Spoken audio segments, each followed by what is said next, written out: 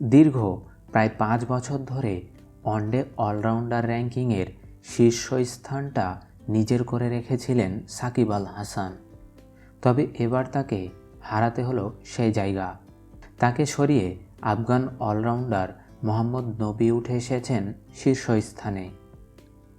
শ্রীলঙ্কার বিপক্ষে 3 ম্যাচ সিরিজের প্রথম ওয়ানডেতে ব্যাট হাতে 136 রানের ইনিংস খেলেন মোহাম্মদ নবী, পাশাপাশি বল হাতে শিকার করেন 1 উইকেট।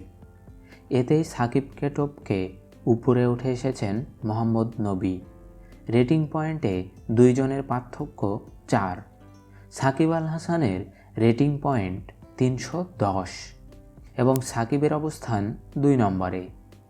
অন্যদিকে শীর্ষস্থানে থাকা নবীর রেটিং পয়েন্ট 314। 3-এ থাকা সিকান্দার রাজার রেটিং পয়েন্ট 288। ওয়ানডে বিশ্বকাপের পর এখনও আন্তর্জাতিক ম্যাচ খেলেননি সাকিব আল হাসান। এমনকি আসন্ন শ্রীলঙ্কা সিরিজ থেকেও নিজেকে সরিয়ে নিয়েছেন এই অলরাউন্ডার। ফলে অতি শীঘ্রই শীর্ষস্থানে ফিরবেন এমন আশা করা অনেকটাই বোকামি। দীর্ঘদিন ধরে আন্তর্জাতিক ক্রিকেট থেকে দূরে থাকা সাকিবকে শীর্ষে ফিরতে হলে অপেক্ষায় থাকতে হবে অন্যদের খারাপ ফর্মের জন্য।